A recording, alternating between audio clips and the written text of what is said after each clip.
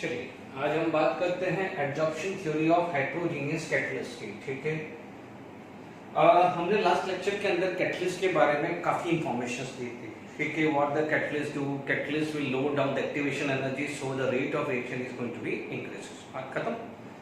फिर हमने बात करी थी classifications.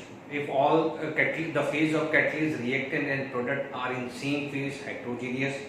If it is in different phase तो इट इज होमोजेनियस। क्वेश्चंस बनते हैं, ठीक है, ध्यान रखना है, ये क्वेश्चन बना हुआ है होमोजेनियस हेटेरोजेनियस कैटलिस्ट के ऊपर। ठीक है, तो ये गलती मत करिएगा। फिर इसके बाद आपके पास आ जाता है टाइप ऑफ कैटलिस्ट पढ़ा था हमने लास्ट में। हमने पढ़ा था positive catalyst which will increase the rate of reaction by lowering the activation energy, and negative catalyst which will decrease the rate of reaction by increasing the activation energy. तो negative catalyst का मतलब ये नहीं है कि वो हमारे को रिएक्शंस को रिटार्ड करेगा, क्योंकि कई बार ऐसी सिचुएशन आ जाती है कि सपोज दो रिएक्टेंट आपने डाले हैं तो रेट ऑफ रिएक्शन जो है बहुत फास्ट हो रही है। तो हमें क्या करना है कि जो ऑप्टिमम लेवल पे हमें पहुंचाना है, तो what we can do, we can lower down the rate of reaction. तो उसके लिए हम नेगेटिव कैटलिस्ट यूज करते हैं। जैसे हमने बताया था कि एंटी नॉकिंग को रिमूव करने के लिए we can use the tetraethyl lead या और कोई कंपोजिशंस डाल सकते हैं जैसे आप, ठीक है, या फिर कुछ हम डाल सकते हैं कि कुछ स्मॉल अमाउंट का अल्कोहल हम यूज कर सकते हैं क्लोरोफॉर्म को ऑक्सीडेशन करने के लिए, फॉस्जिन ना बने। ठीक है, इसलिए क्या है, क्लोरोफॉर्म को क्या है अल्कोहल में डिसॉल्व करके रखते हैं ऑपरेशन थिएटर में। तो दीज आर द थिंग्स कि भाई एटलीस्ट रेट ऑफ रिएक्शंस को हम रिटार्ड कर सकते हैं, कम कर सकते हैं। ठीक है, ऑटो कैटलिस्ट में क्या होता है, जैसे जैसे प्रोडक्ट फॉर्म होता है rate of reaction is going to be increases. Induce में क्या होता है कि one reaction will help the rate of reaction of other reaction. तो ये क्लियर हो गया था। हमने पढ़ा था एक्सेलरेटर पढ़ा था जो कैटलिस्ट की तरह नहीं वर्क करता, क्योंकि कैटलिस्ट का काम होता है एक्टिवेशन एनर्जी को लोअर डाउन करना या इंक्रीज करना। These are the things which help for accelerate the reaction. तो आप बोलोगे मोटिवेटर बोल सकते हो, एक्सेलरेटर बोल सकते हो, जो डिग्रेड रेट ऑफ रिएक्शन को डिग्रेड करेगा, which is known as poison, catalytic poison बोल दो या एंटी कैटलिस्ट बोल दो या इनहिबिटर बोल दो। ये हल्का सा मैंने ब्रीफ जो लास्ट लेक्चर में हमने डिस्कस किया था, हल्का सा ब्रीफ मैंने कर दिया है। ठीक है, बहुत सिंपल क्वेश्चंस बनते हैं, सीधे क्वेश्चंस बनते हैं। Adsorption theory of heterogeneous catalyst, time waste ना हो तो मैंने पहले ही थ्योरी लिखा है। ध्यान रखना है, जहां जहां थ्योरेटिकल लिखना रहेगा तो मैं टाइम वेस्ट किए बिना मैं पहले आपको लिख दूंगा मैं, जिससे क्या मेरा काम भी आसान हो जाए, आपका लिए सबसे बढ़िया रहे। Diffusion of a reactant to the surface of catalyst. ठीक है, यानी जब आपका कोई रिएक्शन होने वाला है तो गैस है, जैसे फॉर एग्जांपल निकल है, मैं इसको डायग्राम बना के भी बताऊंगा। हमारे को पता है कि अल्कीन के अंदर जब हम रिडक्शंस करते हैं तो we use the hydrogen in presence of nickel, यानी nickel can act as a catalyst and hydrogen can act as a gas। ठीक है, तो हाइड्रोजन जो गैस है वो निकल, हाइड्रोजन गैस जो निकल के कांटेक्ट में आएगा तो उसके वहां पर क्या होगा, पहले डिफ्यूजन होगा। ठीक है, उसके बाद adsorption of reactant molecules on the surface, यानी जैसे हाइड्रोजन गैस डिफ्यूज हुई तो सबसे पहले क्या होगा, धीरे धीरे हाइड्रोजन गैस निकल के सरफेस में आने लग जाएगी। ठीक है, तो हमने पढ़ा हुआ है कि पहले फिजिकल एडजॉर्प्शन होगा, फिजिकल एडजॉर्प्शन के बाद क्या हो जाएगा, केमिकल एडजॉर्प्शन, यानी निकल हाइड्रोजन गैस के ऊपर पूरी तरह से ट्रैप हो गई है। ठीक है, there is a formation of activated intermediate, ठीक है, formation of product on the catalyst surface and the diffusion of product from the catalyst. मैं बोल रहा हूं तो शायद आधे को पता चल रहा होगा या नहीं पता चलेगा। डायग्राम से हम बनाते हैं। ठीक है, यदि हम डायग्राम बनाते हैं तो आप देखेंगे, सपोज मान लीजिए मेरे पास कोई भी ए है, ए मान लीजिए मैंने इथीन मान लिया और बी मान लीजिए मैंने हाइड्रोजन मान लिया। ठीक है, और मान लीजिए मैं यहाँ पर एक कैटलिस्ट का सरफेस दूंगा निकल। पहले मैं यहाँ पर बात कर लेता हूँ कि सपोज सबसे पहले होगा क्या कि मान लीजिए यहाँ पर आपके पास कोई कंपोनेंट है, ठीक है, हमारे पास कोई कंपोनेंट है, this is the surface of catalyst. ठीक है, ये कैटलिस्ट का सरफेस है। ठीक है, कैटलिस्ट का सरफेस है और यहाँ पर ए और बी दो डिफरेंट है। देखो, एक तो होगा रिएक्टेंट, जैसे फॉर एग्जांपल इथीन, और दूसरा बी मान लीजिए हाइड्रोजन, और ये निकल मान लीजिए। ठीक है, निकल कैटलिस्ट है। ठीक है, कैटलिस्ट स्पेलिंग बराबर होगी। ठीक है, अब आप देखो व्हाट हैपन, सबसे पहले क्या होगा कि diffusion of reactant to the surface. तो सबसे पहले जैसे ये आएगा तो ये पहले डिफ्यूजन होगा, दोनों ये गैस है, जैसे मान लीजिए इथीन है तो इथीन भी गैस है और हाइड्रोजन भी क्या है, गैस है, तो पहले इनका क्या होगा, डिफ्यूजन हो जाएगा, ठीक है। अब धीरे धीरे क्या हो जाएगा, यहाँ पर फाइनली जब हमारे पास सिचुएशन आएगा तो हो सकता है कि ए और बी, ठीक है, ए और बी, ठीक है, तो मान लीजिए मैं ये दो ही बनाता हूं तो ज्यादा कॉम्प्लिकेशंस नहीं हो, ठीक है ना, दो ही बना देता हूं। मान लीजिए यहाँ पर आपको कुछ डायग्राम बनाना हो, टेक्सचर टाइप डायग्राम बनाना हो, तो यहाँ पर डेफिनेटली कुछ सर्कल बना दीजिए, यानी ये जैसे फॉर एग्जांपल मैं पहले ये वाला स्ट्रक्चर बना देता हूँ, फिर मैं निकल वाला को भी मैं समझा दूंगा, ठीक है। यहाँ पर भी मान लीजिए मैंने ये ऐसा सर्कल बना दिया है, डन। तो पहले क्या हुआ है, diffusion of reactant to the surface of catalyst. अब आप देखो ए और बी पहले क्या हो जाएगा, इनका फिजिकल एडजॉर्प्शन होगा, क्या होगा, फिजिकल एडजॉर्प्शन होगा, एंड देन क्या हो जाएगा, केमिकल एडजॉर्प्शन। तो सेकंड स्टेप क्या होगी, adsorption of a reactant molecules on the surface of catalyst. बन गया, यहां तक भी क्लियर हो गया। अब धीरे धीरे क्या होगा कि यहाँ पर देखो ये सब की सब क्या है, फ्री वैलेंसी ऑफ निकल या फ्री वैलेंसी ऑफ कैटलिस्ट। तो जहां जहां फ्री सरफेस मिलेगा तो हमने क्या बताया है कि rate of adsorption is directly proportional to surface area, यानी जहां जहां पीक पॉइंट है या फ्री एरिया है या फ्री वैलेंसी है, ठीक है ना, तो वहां पर क्या हो जाएगा, जो गैस है वो ट्रैप हो जाएगी, पहले फिजिकल एडजॉर्प्शन आएगी और फाइनली क्या हो जाएगा, केमिकल एडजॉर्प्शन बना देगा, डन। तो ये सेकंड लाइन भी क्लियर हो गया है। Now the formation of activated intermediate, क्या होगा कि नेक्स्ट स्टेप में क्या होगा कि सपोज हमारे पास ऐसी सिचुएशन आ गई है, ठीक है, अब मान लीजिए ये ए है और ये बी है, ठीक है, ए और बी है। तो अब आप देखिए धीरे धीरे क्या होगा कि यहां पर एक एक्टिवेटेड इंटरमीडिएट आएगा, तो यहां पर क्या होगा, this is known as activated intermediate, this is known as activated intermediate, ठीक है, और ये क्या हो जाएगा, this is known as diffusion या एडजॉर्प्शन ऑफ रिएक्टेंट। यहां पर क्या हो जाएगा, एडजॉर्प्शन ऑफ रिएक्टेंट हो गया, ठीक है। तो ये वाला थर्ड स्टेप भी हो गया है। अब क्या होगा कि डिफ्यूजन हो जाएगा तो उसके बाद क्या होगा, बॉन्ड बनेगा। तो क्या होगा, प्लीज डायग्राम थोड़ा सा देखिएगा, जगह कम है, ठीक है, तो आप थोड़ा सा विजिबल रहिएगा, देखिएगा यहां पर ये मैंने स्ट्रक्चर बनाया है, ठीक है, ठीक है, ये ए और ये बी, ठीक है। अब आप देखो ये धीरे धीरे बॉन्ड बन रहा है, धीरे धीरे बॉन्ड बन रहा है, बट फाइनली क्या हो जाएगा, there is a formation of bond between this, ठीक है। अब क्या है, formation of product on the surface catalyst. तो आपके पास क्या हो गया, this is first step, this is second step, this is third step and this is fourth step, new bond हो गया ना। यहां पर क्या हुआ है, एक इंटरमीडिएट पोजीशन आई जिसको अपन ट्रांजिशन स्टेट बोल सकते हैं या इंटरमीडिएट बोल सकते हैं, यहां पर बॉन्ड बन गया है।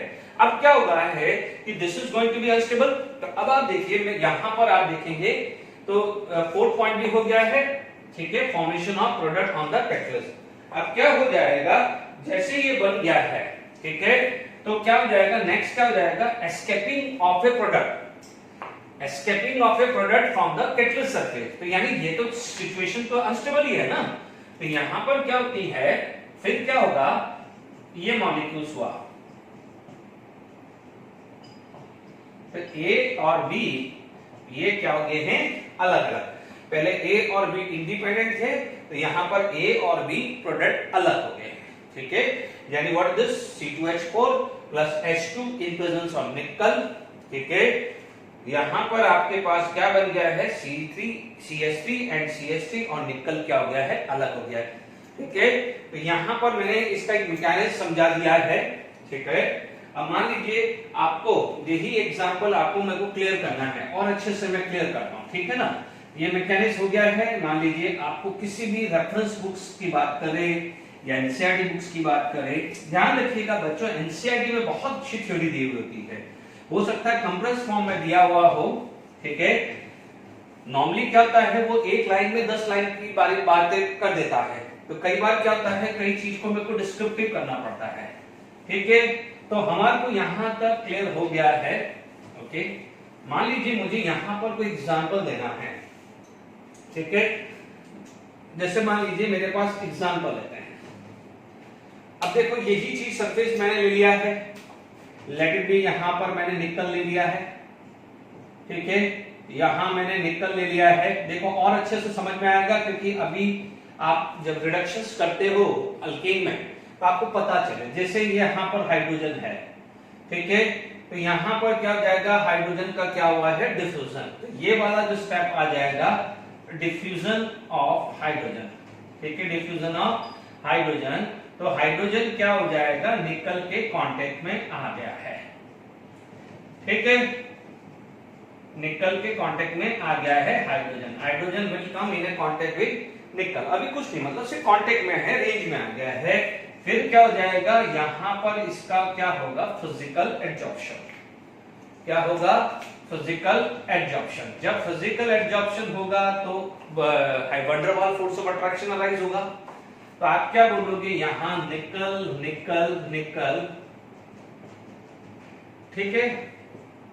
अब आप देखो यहां हाइड्रोजन है और उसका ये फिजिकल हो गया है, मतलब मैं एरो से अलग से इंडिकेट कर रहा हूं तो आपको आइडिया लग जाएगा कि यहां पर एक फिजिकल एड्जॉर्प्शन आ गया है। क्लियर। उसके बाद क्या हो जाता है, यहां पर केमिकल एड्जॉर्प्शन होता है। क्या होता है, केमिकल एड्जॉर्प्शन।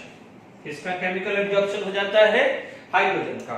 तो आप देखेंगे यहां पर जो स्ट्रक्चर है, निकल निकल, ठीक है, यहां हाइड्रोजन हाइड्रोजन निकल निकल और ये आया, जिसको अपन क्या बोलते थे, अकोलेटेड हाइड्रोजन। इसको क्या बोलते थे, अकोलेटेड हाइड्रोजन।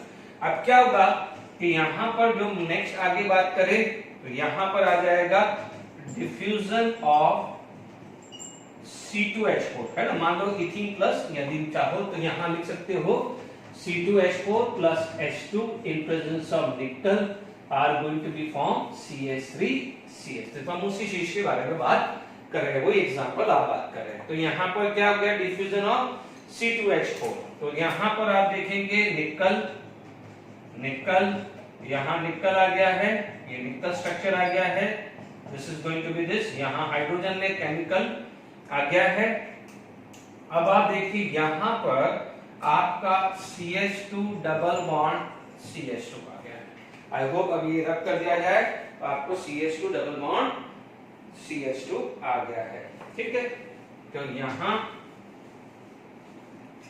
रब कर देते हैं तो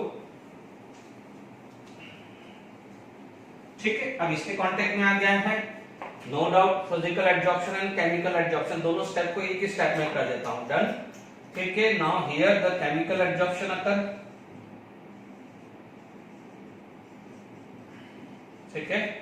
तो अब आप देखिए यहां पर क्या हो गया है, निकल निकल निकल निकल निकल, ठीक है ना। ये आपका क्या है, ऑर्गेनिक के लिए भी काम आ जाएगा कि काम कैसे करता है।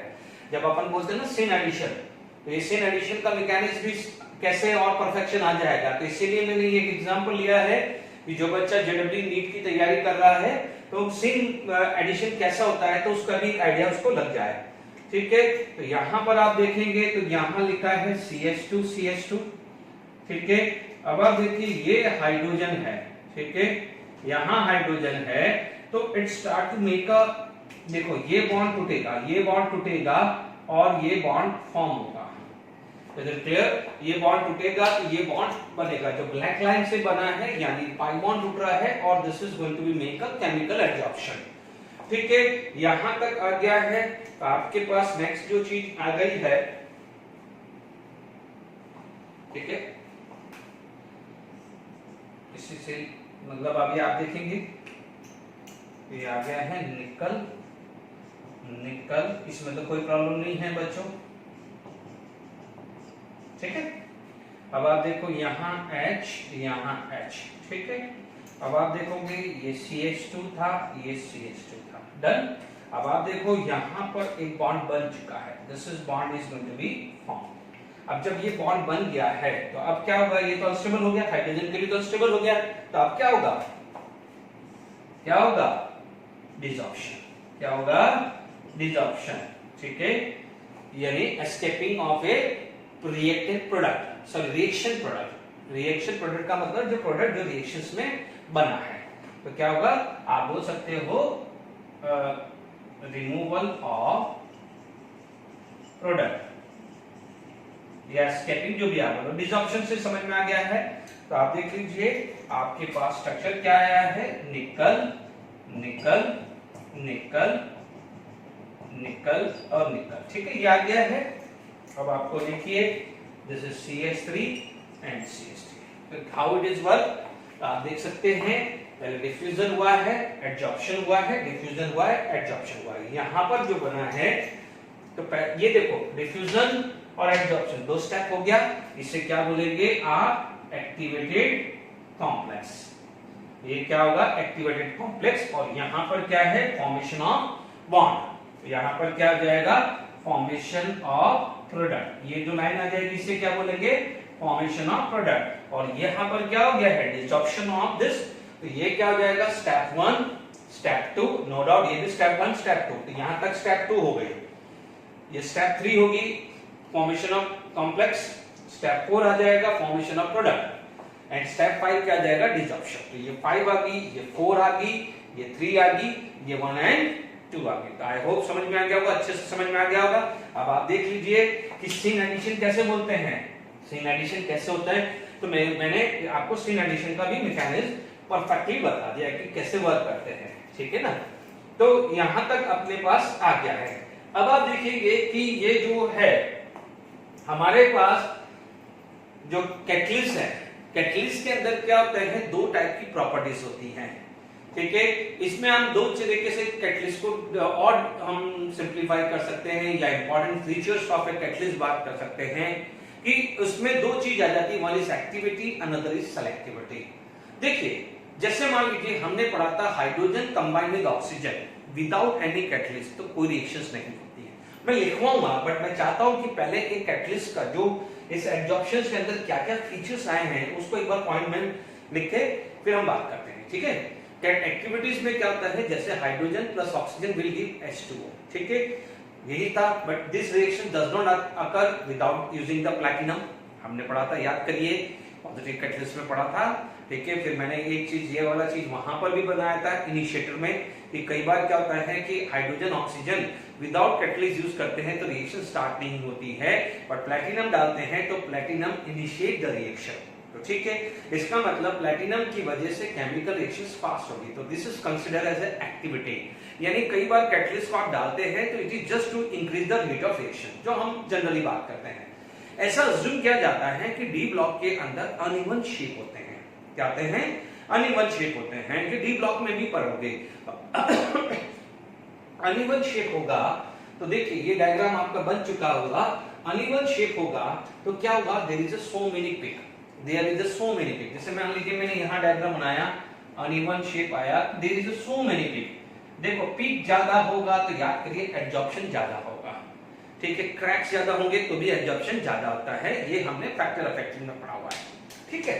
तो यहां पर आपके पास ज्यादा पीक होने की वजह से क्या होता है, एडजॉर्प्शन ज्यादा होता है। जनरली यदि आप ग्रुप नंबर 5 यानी डी ब्लॉक में ग्रुप नंबर 5 से लेके ग्रुप नंबर 12 तक चलते हैं, यानी टुवर्ड द जिंक, तो आप ध्यान रखिए, थोड़ा देर के लिए सोचें तो जिंक कितना यूज होता है। कॉपर भी कई जगह यूज होता है, आप देख लीजिए हमने कॉपर भी काफी जगह यूज किया है, जिंक यूज किया है, निकल यूज किया है, पैलेडियम प्लैटिनम यूज किए हुए हैं, ठीक है ना। तो ज्यादातर क्या होता है, लेफ्ट टू राइट जाने पे एक तो साइज क्या हो जाती है, कम हो जाती है, इसकी वजह से रेट ऑफ एडजॉर्प्शन भी ज्यादा बढ़ता है। तो if we move from group number 5 to 12 the activity is going to be increases, यानी उनकी एबिलिटी है वो बढ़ती है, ठीक है। मोस्टली ये अज्यूम किया जाता है, ये मैं सब थ्योरेटिकल लिखवाऊंगा, मैं समझा रहा हूं, फिर एक बार थ्योरी डेफिनेशन लिखने के बाद वापस से समझा दूंगा, आप टेंशन मत लीजिए।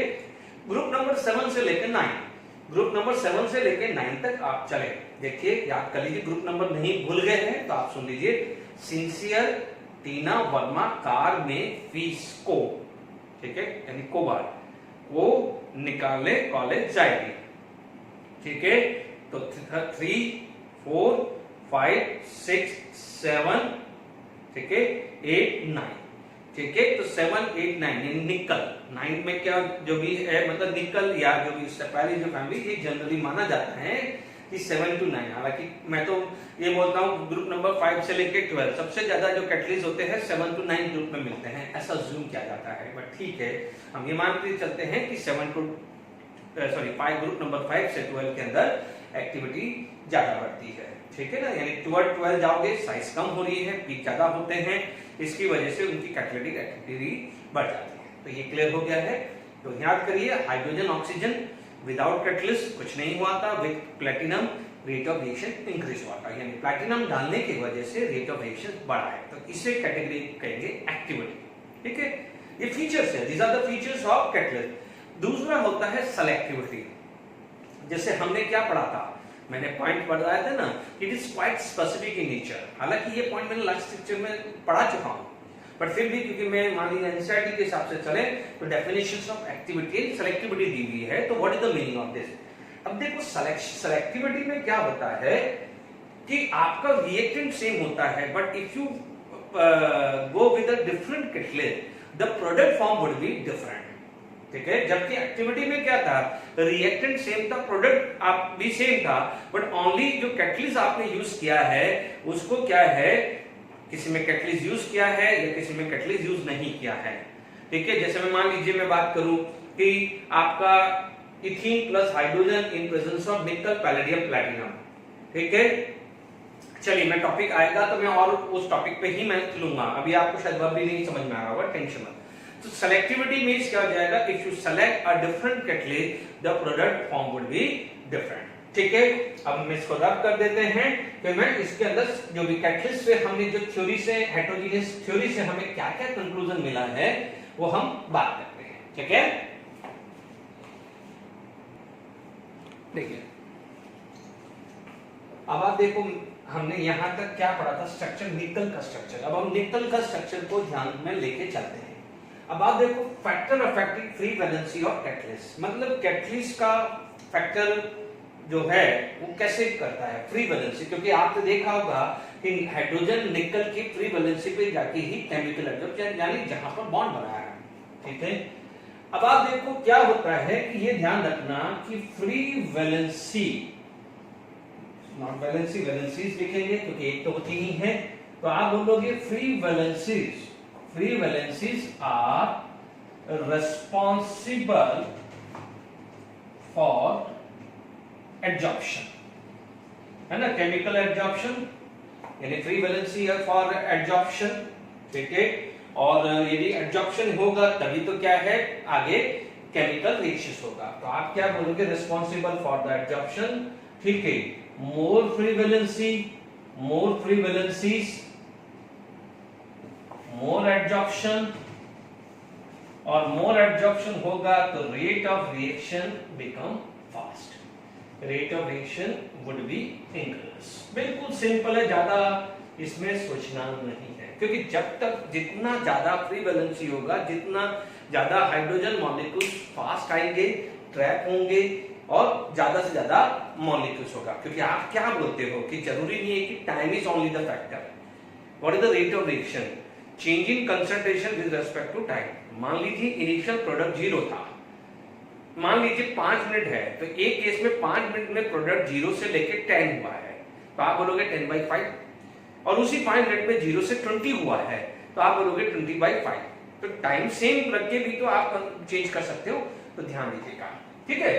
तो free valency are responsible for the adsorptions, and more the free valency more the adsorption and rate of reaction would be increase. ध्यान रखना, पहले फिजिकल होगा देन ओनली केमिकल होगा। अब आप देखो, इसके लिए सबसे पहले क्या करते हैं, हम क्या करते हैं, सब डिवीजन ऑफ कैटलिस्ट, यानी याद आ रहा है सरफेस एरिया, हमने बोला था ना फैक्टर अफेक्टिंग जो है सरफेस एरिया। मैं आपको निकल का एग्जांपल देता हूं, ठीक है। निकल का यहां पर मान लीजिए एक केस मैंने निकल के ये ले लिया है, ठीक है।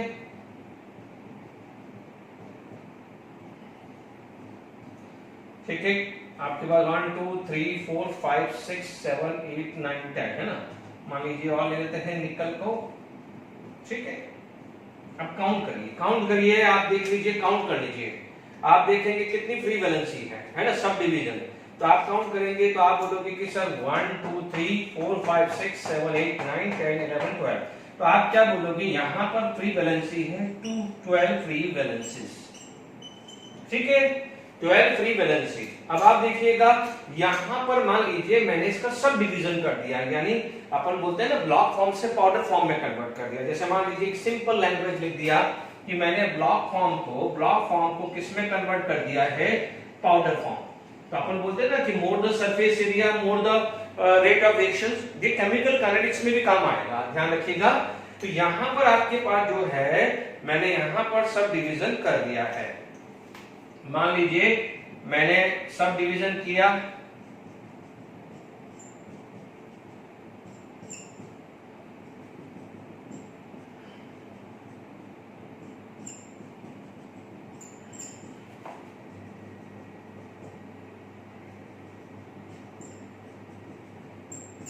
काउंट करिए। आप मैंने सब डिवीजन कर दी ना, मैंने क्या करा है सब डिवीजन।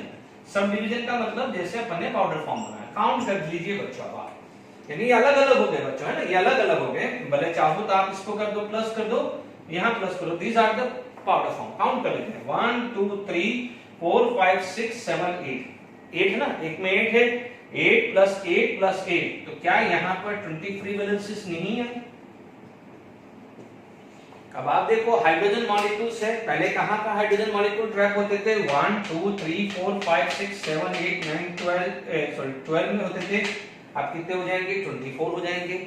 और बढ़ाएंगे, यदि और कम कर देंगे और वैलेंसीज बढ़ेगी कि नहीं बढ़ेगी, तो इसलिए हम क्या प्रेफर करते हैं, पाउडर फॉर्म होगा तो सरफेस एरिया बढ़ेगा, यानी फ्री वैलेंसी ज्यादा बढ़ जाती है। बिल्कुल सिंपल है, देख लीजिए आपके सामने डायग्राम है, दिमाग खुल जाना चाहिए कि कैटलिस्ट वर्क करते बच्चों, ठीक है ना। तो ये ध्यान रखना है कि sub division of a catalyst, तो पहला पार्ट आ जाता है कि सब डिवीजन ऑफ कैटलिस्ट में हमने यहां पर कर दिया है। तो आप देख लीजिए अभी समझ गया था ना अपन, मैकेनिज्म हाइड्रोजन था, ठीक है, तो यहां पर 12 जगह हाइड्रोजन होगा, यदि मैं यहां होगा तो 24 होगा, और ब्रेक कर दूंगा तो और 24 से भी बढ़ जाएगा। More the free valency more the adsorption, तो rate of reaction will be increases. तो यहां तक आपका क्लियर हो गया है, ठीक है। दूसरा जो चीज आ जाती है, दूसरा जो चीज है ब्लॉक फॉर्म आ गया है, दूसरा चीज आ जाती है रफ सरफेस, ठीक है। अब आप देखो यहां पर जो है हेटेरोजेनियस का जो वर्क है वो किस पे है,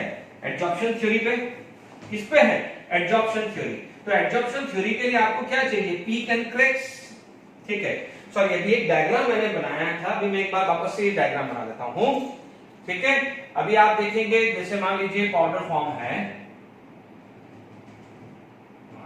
मान लीजिए मेरे पास ये पीक पॉइंट है,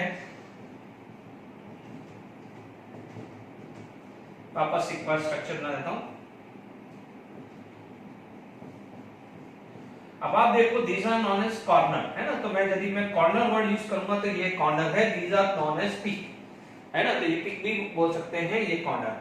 दूसरा जो चीज आ जाता है आपका रफ सरफेस, दूसरा क्या हो जाएगा, रफ सरफेस।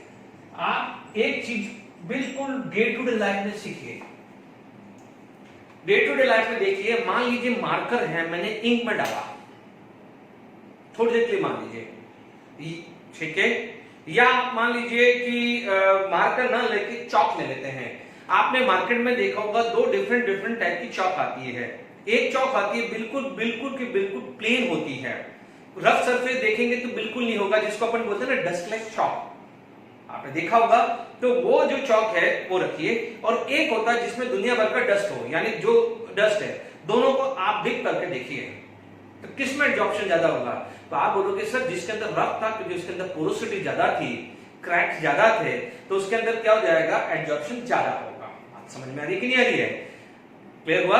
तो आप ध्यान रखना है कि रफ सरफेस, यदि रफ सरफेस होगा तो रफ सरफेस क्या हो जाएगा, आप क्या बोलोगे, ध्यान से सुनिए, रफ सरफेस क्या प्रोवाइड करता है, रफ सरफेस होने से क्या क्या मिलेंगे आपको, आपको एज मिल सकते हैं क्योंकि अनइवन आएगा, एज हो सकता है, क्रैक्स मिल सकते हैं, फ्री वैलेंसी तो आएगी, जो भी ये क्रैक्स हो गया है, पीक्स आ गए हैं, कॉर्नर आ गए हैं। तो यानी रफ सरफेस क्या जाएगा, कंसिस्ट ऑफ एज होगा, जितना रफ होगा तो कई जगह एज मिल जाएगा, या क्रैक्स मिलेंगे, या पीक मिलेगा, या कॉर्नर्स मिलेंगे, लाइक दिस, ठीक है। तो आप क्या बोलोगे कि ये जो रफ सरफेस है, यानी मोर रफ सरफेस, रफ सरफेस, मोर रफ सरफेस यानी क्या हुआ, मोर एज, मोर क्रैक, मोर पीक या मोर कॉर्नर। तो more the rough surface more adsorption, और एडजॉर्प्शन जितना ज्यादा होगा तो it is responsible for the rate of reaction, यानी उतना ज्यादा रिएक्शन ज्यादा होगा।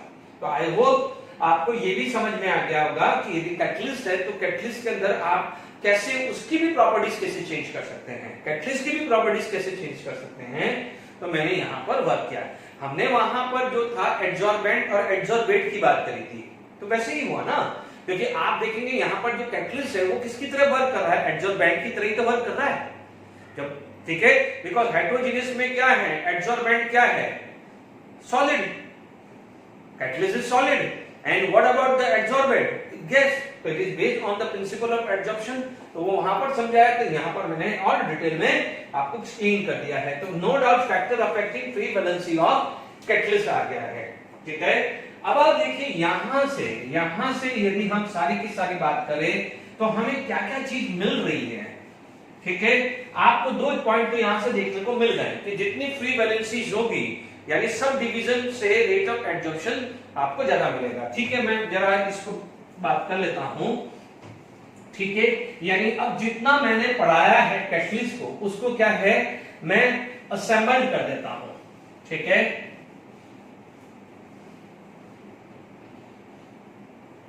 ठीक है,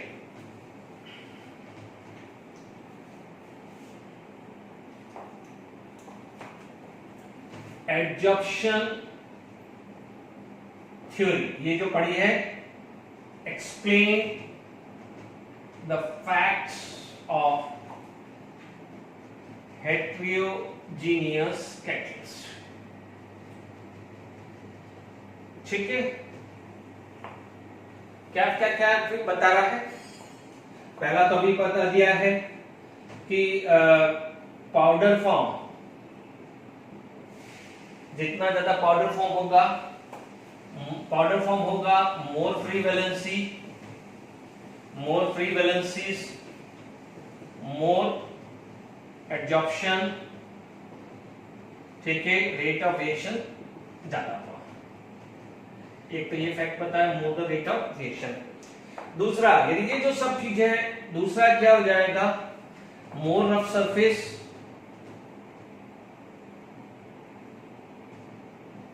है ना, मोर एडजॉर्प्शन, मोर रफ सरफेस मोर एडजॉर्प्शन,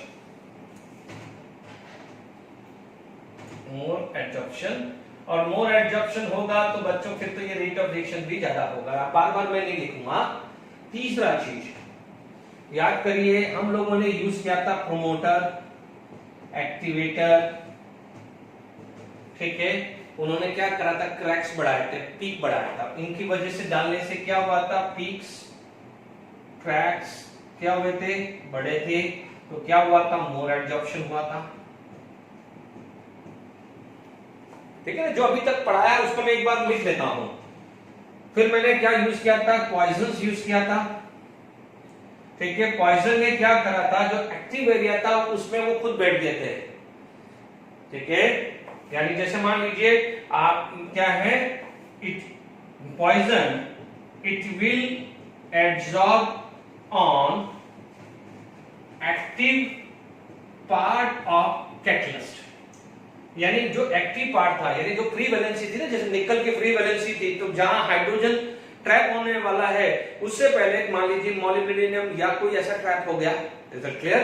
तो क्या हुआ, it will absorb on active part of catalyst, तो यानी उसकी वजह से क्या हो जाएगा, लेस फ्री वैलेंसी बोल दो, लेस फ्री वैलेंसी बच गई, या लेस रफ सरफेस बच गया, दोनों को ले लो ना, कुछ भी हो सकता है ना, या तो लेस वैलेंसी बच जाएगी या लेस सरफेस आ जाएगा, इसकी वजह से क्या हो जाएगा, less adsorption for reactant gas, ध्यान रखना किसके लिए, रिएक्टेंट गैस के लिए लेस एब्जॉर्प्शन बचा, तो इसका मतलब यहां पर रेट ऑफ रिएक्शन क्या हो गया है, डिक्रीज आ गया है, पिक्स क्रैक हुआ, मोर दिस, तो रेट ऑफ रिएक्शन क्या हुआ, इंक्रीज। आरओआर का फॉर्म होता है rate of reaction, is it clear to all of you. अब आप देखिए यहां पर ये चीज भी क्लियर हो गई।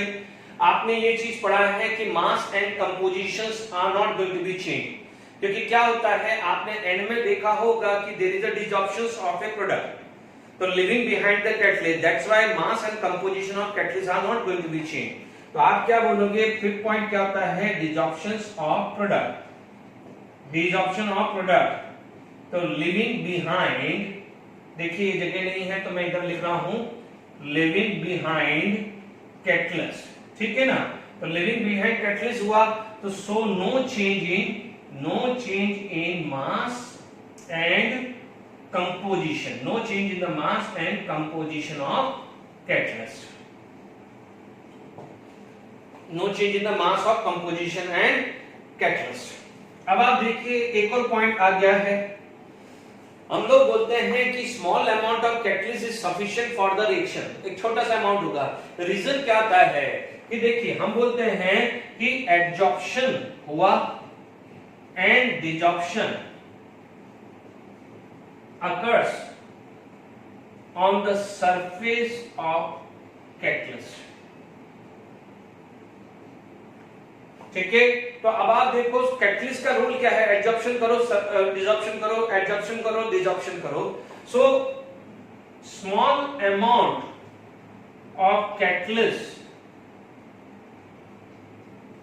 Can be sufficient for reaction, यानी छोटा सा अमाउंट भी होगा कैटलिस्ट का तो भी आपका क्या है, रिएक्शंस का काम चल जाएगा, क्योंकि उस पर एडजॉर्प्शन डिसॉर्प्शन हो रहे हैं, ठीक है।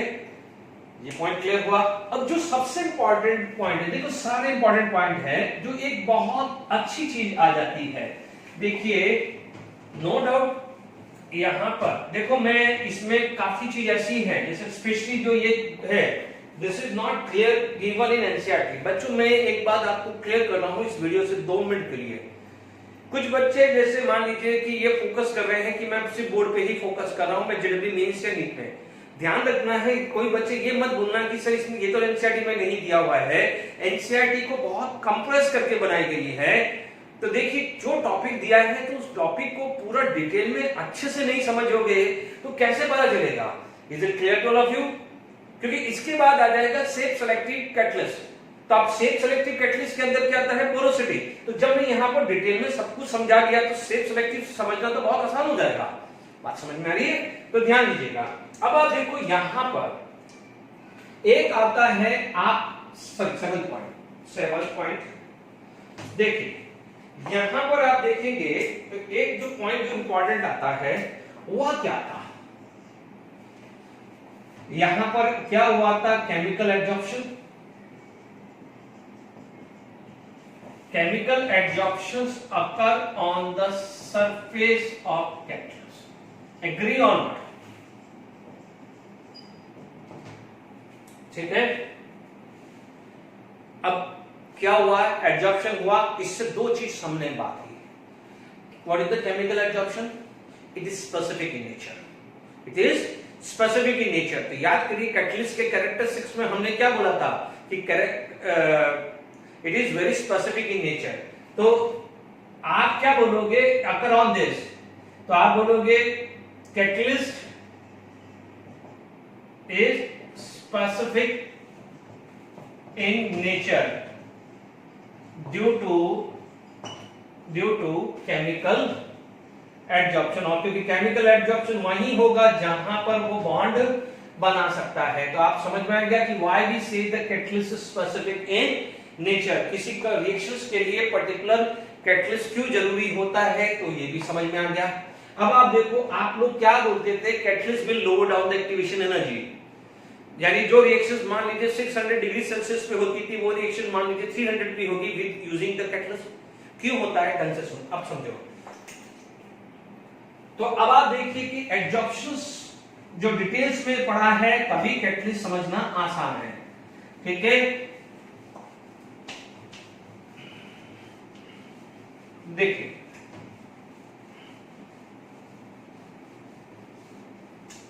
देखिए बच्चों यहां पर आपके पास क्या हुआ है, केमिकल एडजॉर्प्शन हुआ। तो आपको पता है केमिकल एडजॉर्प्शन में या लिखे यहां पर मैं लिख देता हूं enthalpy of chemical adsorption is very high. जब केमिकल एडजॉर्प्शन हुआ, हीट रिलीज हुई, तो हीट तो कहीं बाहर डाली नहीं है, रहनी तो कंटेनर में ही है, तो वो क्या करेगी, एक्टिवेशन एनर्जी को कम कर देगी ना। जैसे आप देखिए, मान लीजिए समझिए कि एक्टिवेशन एनर्जी किसी, मान लीजिए यहां से रिएक्टेंट से ये प्रोडक्ट बना, मान लीजिए आपको 150 उसकी एक्टिवेशन एनर्जी रिक्वायर है। अब मान लीजिए आपके पास कैटलिस्ट नहीं है, विदाउट कैटलिस्ट है, तो ये जो 150 जो कौन देगा, इसकी काइनेटिक एनर्जी देगी। ठीक है, अब मान लीजिए यहां पर विद कैटलिस्ट है, विद कैटलिस्ट आया।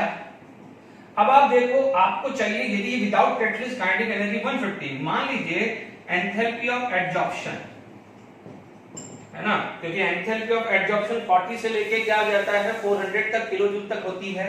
मान लीजिए एंथैल्पी ऑफ एडजॉर्प्शन मान लीजिए 90 है, क्योंकि जब यहां पर केमिकल एडजॉर्प्शन हुआ है तो हीट रिलीज होगी, तो आउट ऑफ 150 90 किसने दी, 90 किसने दी, 90 किसने दे दी है एडजॉर्प्शन से। तो आप दोनों तरीके से बोल सकते हैं कि 150 जो चाहिए थी, तो आप देखिए यहां से 150 चाहिए थी, तो 90 जो 90 है वो तो फिजिकल एडजॉर्प्शन ने खुद नहीं दे दी, तो आप बोलोगे 150 में से 90 तो कम हो गई, 150 में से तो 90 कम होगी, तो 150 में से 90 कम हो गया, तो आपका एक्टिवेशन एनर्जी अब बची कितनी, सॉरी 60 बची कितनी, 60 बच्चे समझ में आए कि नहीं। तो अब आप देखो जो काइनेटिक एनर्जी जो चाहिए वो तो अब 60 ही चाहिए कि नहीं चाहिए, तो आपको पता है kinetic energy directly proportional to temperature. तो मान लीजिए काइनेटिक एनर्जी 150 T1 टेम्परेचर पे आई और ये T2 टेम्परेचर पे आई, and kinetic energy directly proportional to T, it imply that T1 is greater than T2। तो आप समझ में आया कि नहीं आया कि why we use the catalyst will lower down the activation energy. क्योंकि क्या होता है कि जो देखो आप ये चीज समझ लीजिए, मैंने जरूर लिखवा दिया lower down the activation energy, जब तक ये मैकेनिज्म नहीं समझ में आएगा, कि आपको ये क्लियर नहीं होगा कि इसके अंदर केमिकल एब्जॉर्प्शन होता है, तो आप मेरी बात पे कैसे विश्वास करोगे। अब आपको समझ में आया कि जहां पर केमिकल एब्जॉर्प्शन होता है तो उससे जो एनर्जी रिलीज होती है it will compensate the activation energy, so we use the word there is a lower down the activation energy. तो आप बोलोगे enthalpy of chemical absorption is very high which compensate the activation energy। ठीक है, so activation energy get lower in the lower in the presence of catalyst. I hope समझ में आ गया होगा। कैटलिस्ट यानी कैटलिस्ट के समय ये करवा जाता है, ठीक है ना, क्योंकि 90 तो कंपनसेट होगी ना, तो यहां से 90 कम हो जाएगी ना। अब उसको कितना होगा देख लीजिए, आप ग्राफ कैसे समझेंगे, आपको यहां तक 150 चाहिए था, ठीक है, अब आपको क्या चाहिए 90 कम हो गया, तो यानी 90 कम हुआ है, तो अब जो चाहिए वो कितना चाहिए 60 चाहिए कि नहीं चाहिए, कितना चाहिए 60। तो टी टाइम पे क्या हो जाएगा 150 आ रहा था, तो 60 लेस देन टी टाइम पे आएगा कि नहीं आएगा। तो आई होप समझ में आ गया। विदाउट कैटलिस्ट अज्यूम क्या है, एग्जांपल के साथ कि अज्यूम मान लीजिए मैंने कोई एग्जांपल ले लिया है, अज्यूम कर लीजिए कि आपको किसी केमिकल रिएक्शंस में एक्टिवेशन एनर्जी 150 चाहिए थी, विदाउट कैटलिस्ट पूरी की पूरी 150 कौन देगा काइनेटिक एनर्जी, ठीक है, यानी आपको मान लीजिए काइनेटिक एनर्जी देगा, बट यदि विदाउट विद कैटलिस्ट होगा, तो जब विद कैटलिस्ट होगा तो पहले तो केमिकल एब्जॉर्प्शन होगा, उससे जो हीट रिलीज होगी, अज्यूम कर लीजिए वो 90 थी, तो 150 चाहिए थी विदाउट कैटलिस्ट, बट 90 आने के बाद अब उसको चाहिए कितना, सिर्फ 60 चाहिए ना, तो 150 अचीव होगा T1 टेम्परेचर पे, तो 60 अचीव होगा T2 टेम्परेचर पे। दैट्स व्हाई वी से विद कैटलिस्ट जो भी रिएक्शंस होती है लोअर टेम्परेचर पे आकर होती है, because lower down the activation energy. I hope ये 8 पॉइंट जो भी थे, उसके बाद कैटलिस्ट पे पूरा का पूरा कमांड आ जाना चाहिए। Is it clear? अब आप देखिए, इसके बाद हम आगे बात करते हैं, ठीक है,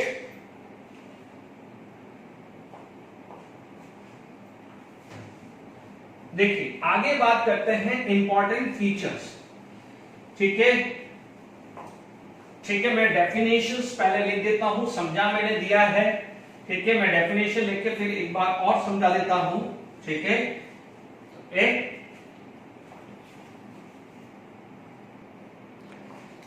देखिए यहां तक हो गया है, मैंने आपको समझा दिया था है, बट मैंने फिर भी जस्ट आपका टाइम वेस्ट ना करें, फटाफट शॉर्ट टाइम में ज्यादा चीज हो जाए, इसलिए मैंने डेफिनेशंस पहले ही लिख दी। एक्टिविटी एंड सेलेक्टिविटी, नाम से पता चल रहा है, the activity of a catalyst depend upon the strength of chemical adsorption. हमने पूरा मैकेनिज्म पढ़ा है कि जब हाइड्रोजन गैस क्या हुई थी, it get trap on the निकल, निकल के ऊपर उसका फिजिकल एडजॉर्प्शन हुआ, उसके बाद केमिकल एडजॉर्प्शन, तो उसका क्या हो जाएगा, केमिकल एडजॉर्प्शन होना चाहिए, ढंग से होना चाहिए, ध्यान रखिएगा।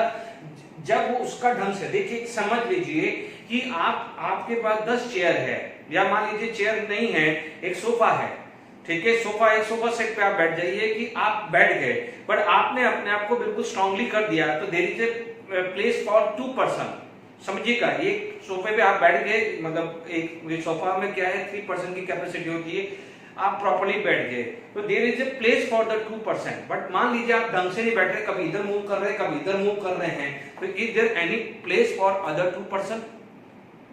आप समझिएगा, आप बार बार इधर कभी इधर खसक रहे हैं, कभी इधर मूव कर रहे हैं, तो क्या जो सेकंड या थर्ड पर्सन जो बैठने वाला है, क्या उसको प्रॉपर जगह मिल पाएगी? बस यही समझ लीजिए कि the reactant must get absorbed reasonably strong to the catalyst to become active. But क्या होता है sometime, क्या होता है some case it is not so strong, यदि कोई जो strong होता है तो क्या हो जाएगा कि उसका मतलब immobilize हो जाता है, तो क्या होता है कि one reactant become immobilized and not a place for second reactant। तो इसका मतलब उसकी रिएक्टिविटी पे क्या, इसकी एक्टिविटी पे क्या होगा, फर्क पड़ जाएगा कि नहीं पड़ जाएगा? Is it clear? तो ये हो जाती है एक्टिविटी, बट ये माना जाता है कि ग्रुप 5 यानी हाइड्रोजनेशन की बात करें, ग्रुप 5 से ग्रुप 6, ग्रुप 5 से ग्रुप 6 क्या, ग्रुप 11 तक इसकी जो एक्टिविटीज होती है वो इंक्रीजेस होती है, और जनरली क्या माना जाता है कि ग्रुप 7 से लेके 9 को बेटर माना जाता है, ठीक है, ग्रुप 7 to 9 बेटर माना जाता है, ठीक है, ये टाइम पास की चीजें हैं। अब आप देखिए इसके एग्जांपल देख लीजिए, H2 plus O2 no reactions, but यदि H2 plus half O2 in presence of platinum are going to be formed H2O liquid, ठीक है, या देखिए, तो these are the example, यानी प्लेटिनम आने की वजह से इसकी एक्टिविटीज बढ़ गई है, प्लेटिनम आने की वजह से क्या है, इसकी एक्टिविटीज क्या है, बढ़ गई है। Is it clear? अब आप देखो, यानी जहां पर रेट ऑफ रिएक्शन से रिलेटेड आ रहा है, there is no place for second reactant. Is it clear? अब आप देखो सेलेक्टिविटी, सेलेक्टिविटी का मतलब सिलेक्शन करना, that it is ability to direct a reaction to yield a particular product selectively when under the same reaction condition। आप देख लीजिए reactant आपका सेम है, यहां पर रिएक्टेंट सेम है और मान लीजिए प्रोडक्ट भी है, ठीक है, तो ध्यान दीजिएगा, जैसे मैं यही पे इसको दूसरा एग्जांपल लेना हो, आपको नोट करना हो, तो देखिए ये वाला जो है, मान लीजिए इसी केस में मैं दूसरा एग्जांपल भी लिखवा देता हूं कि मान लीजिए आपके पास एक कंडीशंस है कि मान लीजिए CH2 double bond CH2 plus hydrogen, मान लीजिए पैलेडियम प्लैटिनम लिया, तो are going to be form CH3 CH3, CH2 double bond CH2 plus hydrogen, वहीं आपने निकल लिया तो 300 डिग्री सेल्सियस। आप देखेंगे कि इसके अंदर रिएक्टेंट सेम है, प्रोडक्ट सेम है, बट दोनों की एक्टिविटी अलग अलग है, इसलिए ये रूम टेम्परेचर भी हो जाता है, this is taken place at higher temperature. तो ये एक्टिविटी पे डिपेंड करता है।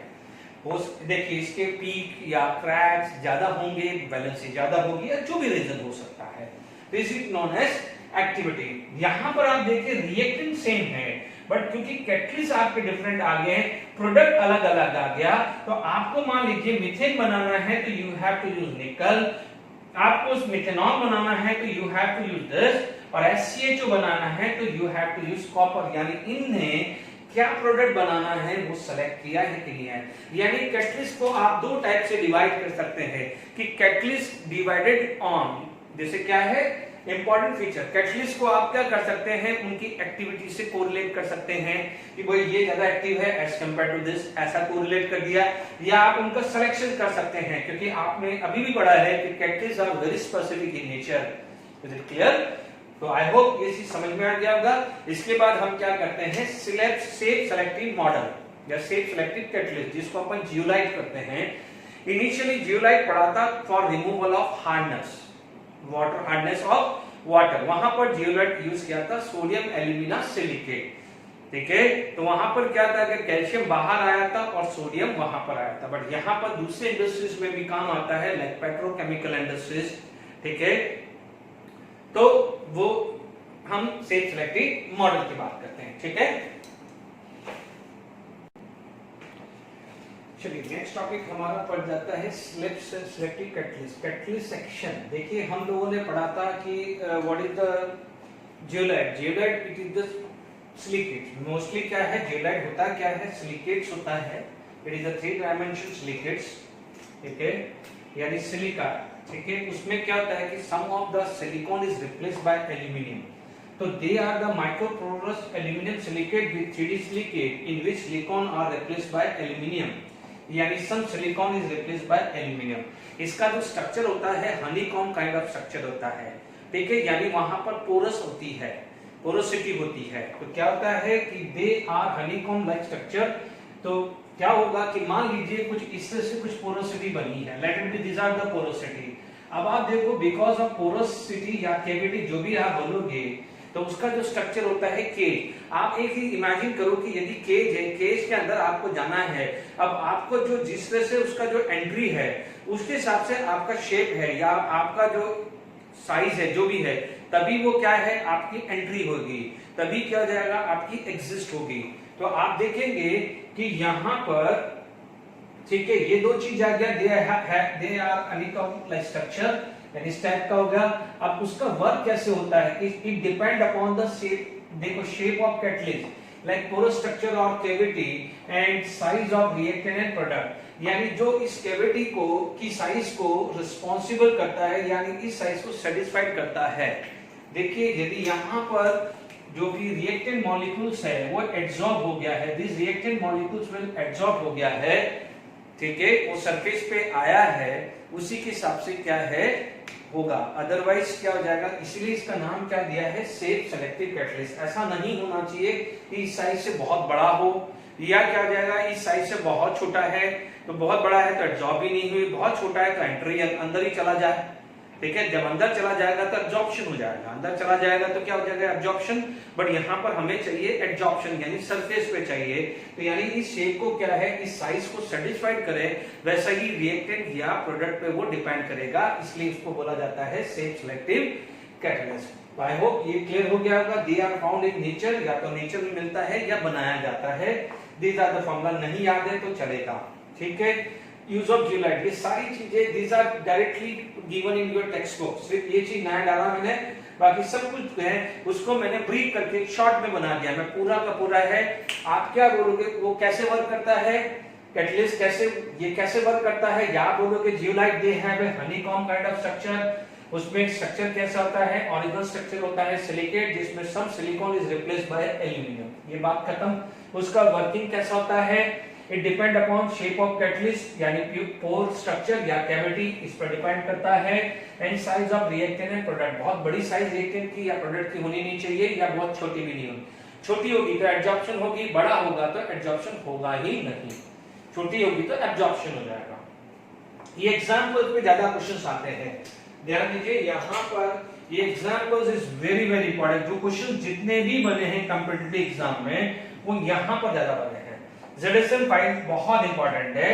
In a petroleum industries for a cracking of a hydrocarbon to gasoline, यानी गैसोलीन यानी petrol, convert alcohol directly into gasoline यानी petrol by dehydrating them to give mixture of hydrocarbon. तो this is the simple. देखिए ये सीधा है, ज्यादा कुछ नहीं है, सेफ सेलेक्टिव कैटलिस्ट। तो यहाँ पर ये जो है इसमें से क्वेश्चन इस पे ये बन सकता है या ये इस पॉइंट पे बन सकता है या एग्जाम्पल पे बन सकता है, सिंपल है। ठीक है, अब हम बात करते हैं, इसको रब कर देते हैं, एंजाइम्स की बात करते हैं। Next is enzymes.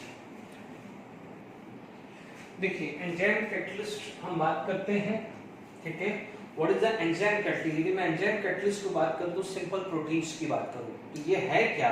It is a nitrogenous compound यानी nitrogenous complex compound which is present in the plant and animal. तो आप बोलोगे इसको सिंपल बोलो तो ये कुछ नहीं है, ये प्रोटीन्स है ना। प्रोटीन क्या होता है, बायोमोलिक्यूल्स में पढ़ेंगे तो ये हो जाएगा। देखिए प्रोटीन जो है it is the polymer of amino acid, it is the polymer of amino acid, polymer of amino acid. Amino acid का मतलब जिसके अंदर NH2 group as well as COH group present हो।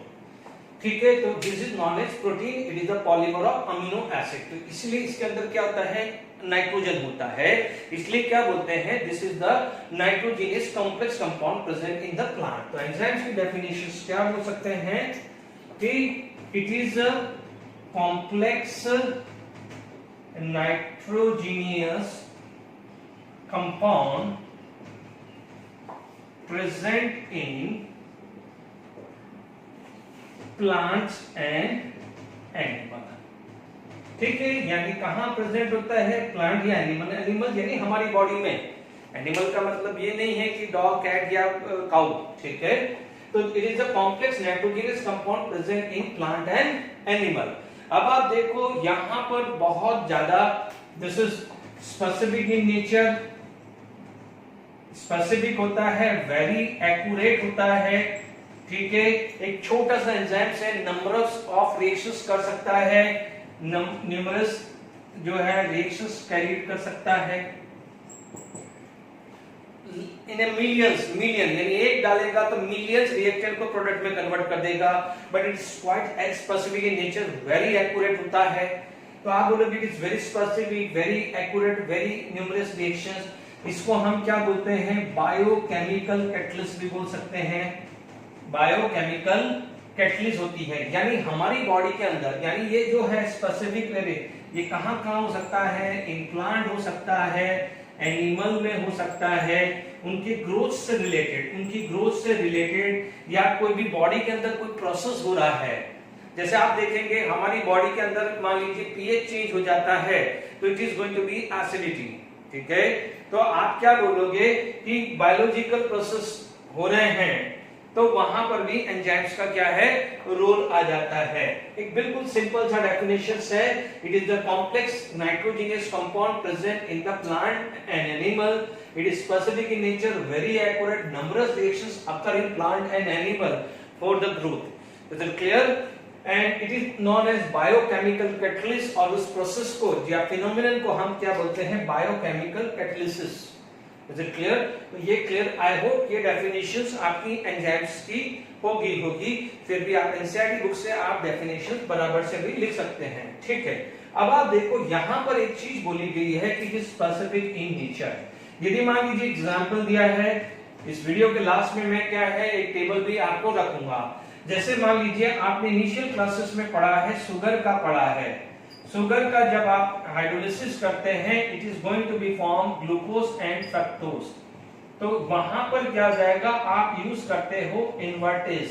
ठीक है, डायरेक्ट एग्जांपल, मान लीजिए आप यहां से ग्लूकोज या फ्रक्टोज को लेके आप कोई भी अल्कोहल या CO2 बनाते हैं तो यहां पर आप यूज करते हैं जाइमस। यदि यूरिया का आप हाइड्रोलिसिस करते हैं, ठीक है, if it is going to be form ammonia and CO2 तो आप यूरेज यूज करते हैं।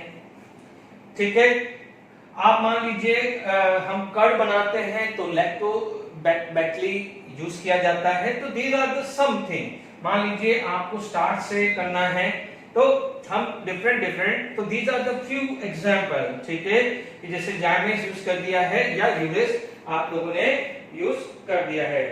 ठीक है, मान लीजिए आप यहाँ पर ये मान लीजिए ये क्या है, ग्लूकोज एंड फ्रक्टोज आ गया, this is known as glucose and fructose. But यही रिएक्शंस को मैं ले लूं, यही रिएक्शंस को ले लूं, ठीक है, इसमें भी चेंज नहीं करूं, 2 मोल्स ऑफ C6H12O6, मान लो ये माल्टोज बन रहा है, this is known as maltose.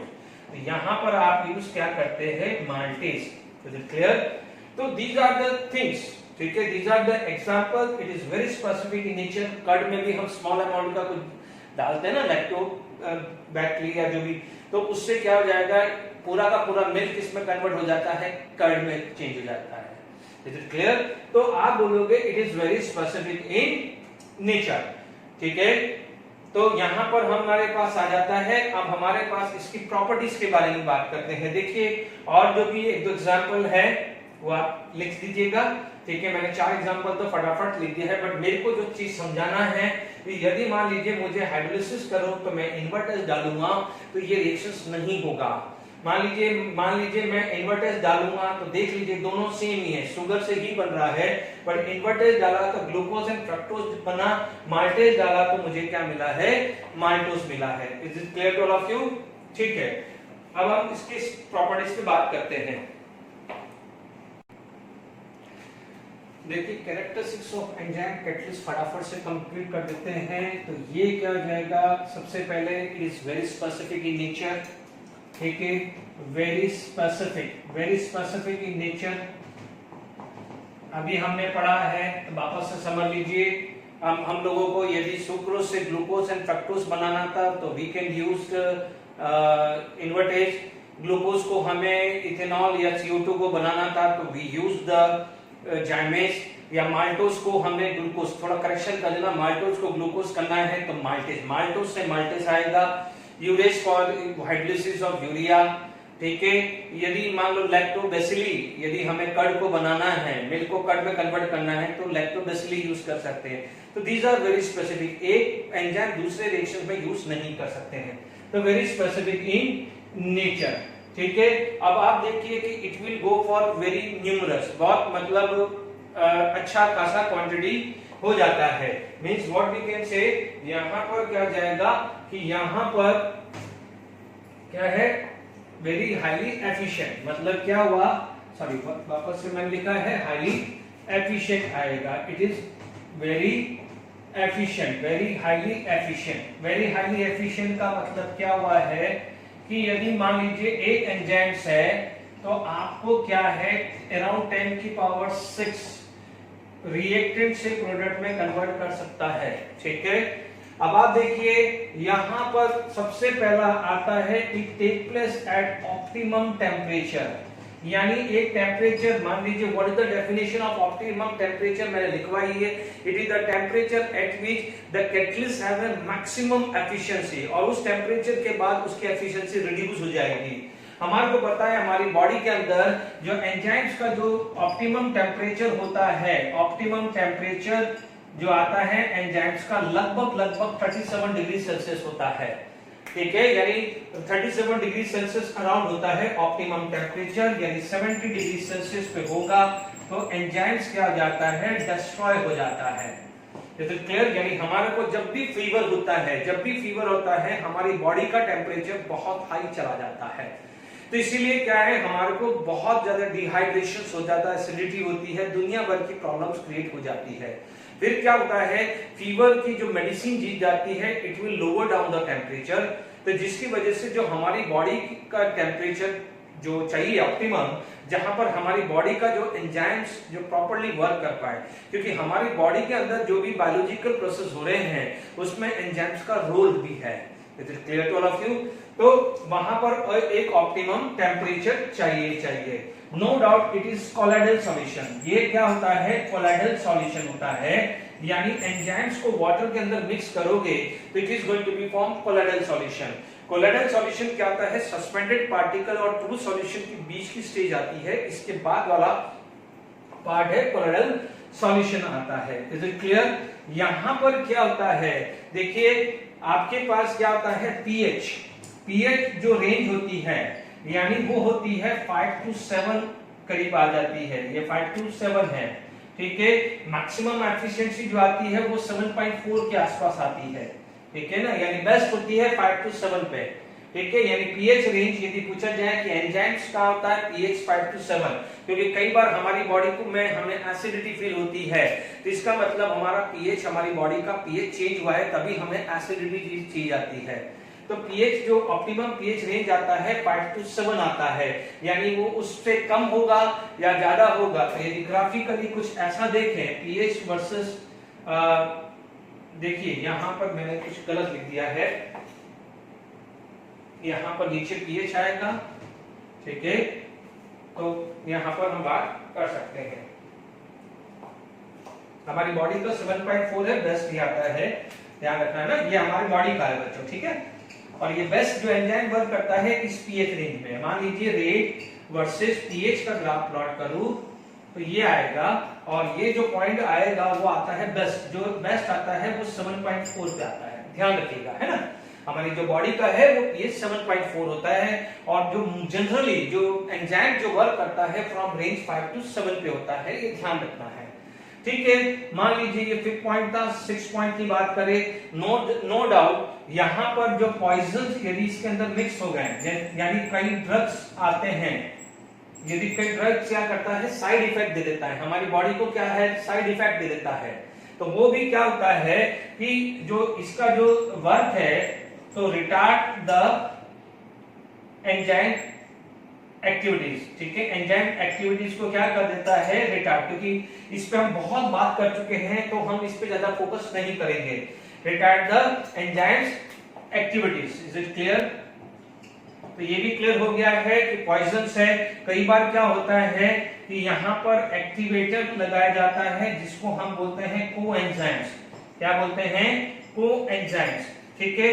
Coenzymes का मतलब it is just like a हम लोग उसके अंदर कुछ एक्सेलरेटर या प्रोमोटर डाल रहे हैं, ठीक है, उसे एक्टिवेटर बोलते हैं। कोएंजाइम्स जनरली क्या होता है, मान लीजिए ये कुछ ऐसे कुछ मेटल आयन होते हैं, या फिर आप बोलते हैं विटामिन्स, ठीक है, यानी स्मॉल अमाउंट का vitamin can act as a coenzymes, can act as a coenzymes, यानी एमिलेसिस के अंदर आप Na+ का स्मॉल अमाउंट डालोगे तो Na+ act as a coenzyme, यानी it can act as a accelerator, ठीक है।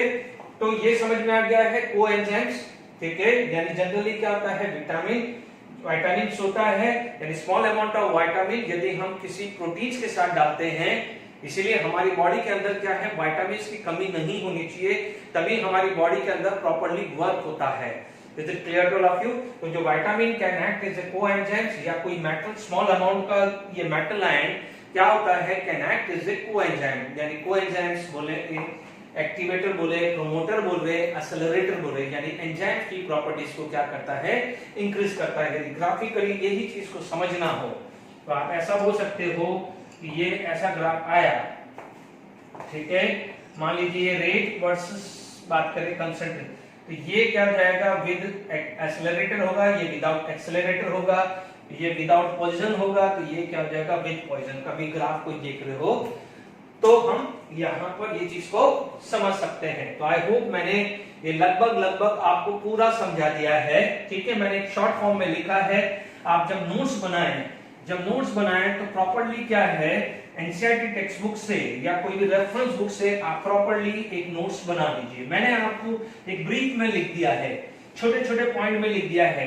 कि एंजाइम्स का कैसे क्या क्या कैरेक्टरिस्टिक्स होता है। इट इज वेरी एफिशिएंट, ठीक है, specific in nature, okay, it take place, उसकी एक्टिविटी 37 डिग्री सेल्सियस पे सबसे अच्छी होती है। यदि मैं बॉडी का पीएच मानूं तो 7.4 पे बहुत अच्छा होता है।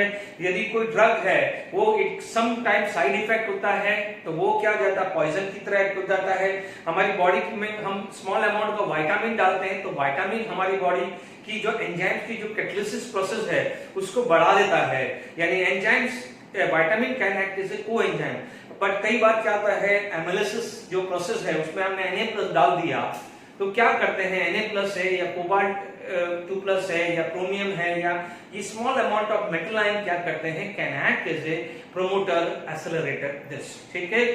अब आप देखिए एंजाइम वर्क कैसे करता है, उसे बोला जाता है लॉक एंड की मॉडल। क्या बोला जाता है, लॉक एंड की मॉडल। बिल्कुल सिंपल सी बात है, तो आप ध्यान दीजिए कि जैसे मान लीजिए ये enzyme plus S stand for substrate.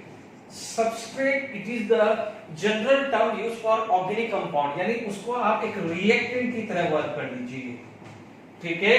तो होगा क्या, सबसे पहले एक ट्रांजिशन स्टेज आ जाएगी, इसे क्या बोलते हैं, एक्टिवेटेड कॉम्प्लेक्स। याद आ रहा है, अभी हमने मैकेनिज्म पढ़ा है, ठीक है, एडजॉर्प्शन ऑन द सरफेस। ये क्या हो जाएगा, कैटलिस्ट की तरह वर्क कर रहा है, ये क्या है, कैटलिस्ट की तरह वर्क कर रहा है, और उसके ऊपर क्या हो जाएगा, एक्टिव साइड होती है, ठीक है। ये रिएक्टेंट क्या होगा, इसके सरफेस पे एब्जॉर्ब हो जाएगा, it is going to be form activated complex, फिर सबस्ट्रेट यानी रिएक्टेंट प्रोडक्ट बनाएगा, एंड क्या हो जाएगा, it is going to be desorption. Desorption होगा तो क्या हुआ, एंजाइम अलग हो जाएगा, प्रोडक्ट अलग हो जाएगा, एंजाइम अलग हो जाएगा और प्रोडक्ट अलग हो जाएगा। ये चीज हमने पढ़ा हुआ है, ठीक है। तो आप देखेंगे यहां पर एंजाइम्स को कुछ नहीं हुआ है। तो आप एक चीज समझ लीजिए, मान लीजिए आप ऐसा समझ लीजिए कि मान लीजिए हमारे पास कोई लॉक एंड की है, ठीक है। तो पहले क्या हो जाएगा, आप की अलग होती है, लॉक अलग होता है, तो it is going to be like this. फिर फाइनली क्या होगा कि हो सकता है कि आपको ऐसा की अलग हो जाए। तो ध्यान दीजिए, समझिएगा कि मान लीजिए आपके पास ऐसी सिचुएशन थी, ठीक है, आपके पास लॉक बंद था, ठीक है, लॉक बंद किया था, कि आपने पहले लाइन इंसर्ट करी ऐसे, फिर ओपन किया तो ये लॉक अलग और ये हुआ। तो अब आप देखो की के अंदर कुछ चेंज नहीं हुआ है, की के अंदर कुछ चेंज नहीं हुआ है, key is not going to be change, but जो लॉक है it is going to be change. यहां पर ये क्या है, ओपन, और यहां पर ये क्या था, क्लोज। तो इसका मतलब जो चेंज किसका हो रहा है, चेंज हो रहा है सबस्ट्रेट का, और एंजाइम्स का चेंज नहीं हो रहा है। तो मेक श्योर जब लॉक एंड की मॉडल बोलते हैं तो एंजाइम्स इज की and substrate is a lock, substrate is a lock. तो एक्टिव एरिया किसमें होता है, एंजाइम्स में। एक्टिव एरिया किसमें होता है, एंजाइम्स में। तो मैंने बिल्कुल सिंपल डायग्राम से समझा दिया है, इज इट क्लियर। मान लीजिए कोई एंजाइम्स है, उसका एक्टिव एरिया है, और मान लीजिए ये सबस्ट्रेट है, ये एंजाइम्स है। तो व्हाट हैपन, इस एक्टिव एरिया में क्या हो जाएगा, सबस्ट्रेट ट्रैप हो जाएगा, एंड जो एंजाइम्स अलग हो जाएगा, एंड ये जो प्रोडक्ट है वो अलग हो जाएगा। तो इन दिस मैनर, तो आप ध्यान दीजिएगा, लॉक सबस्ट्रेट होगा और की क्या हो जाएगा, एंजाइम। क्योंकि देख लीजिए की का कुछ भी नहीं चेंज हुआ है, यानी कैटलिस्ट का कुछ भी चेंज नहीं होता है, एंजाइम का कुछ नहीं चेंज होता है। चेंज क्या होता है, सबस्ट्रेट प्रोडक्ट में चेंज हो जाता है, सबस्ट्रेट क्या हो जाता है, प्रोडक्ट में चेंज हो जाता है। तो जो रिएक्टेंट है यानी सबस्ट्रेट यानी ऑर्गेनिक कंपाउंड के लिए सबस्ट्रेट वर्ड यूज करते हैं, और इनऑर्गेनिक कंपाउंड के लिए रिएक्टेंट वर्ड यूज करते हैं, बट हमारे लिए हम रिएक्टेंट ही मान के चले। Is it clear. तो आप क्या बोलोगे, this is substrate is lock and enzymes is की। तो ये समझ में आ गया है, ठीक है। तो आज हमने कैटलिस्ट तक खत्म कर दिया है। नेक्स्ट लेक्चर में हम बात करेंगे कोलोइडल सॉल्यूशन की, ठीक है। Till then enjoy, thank you very much.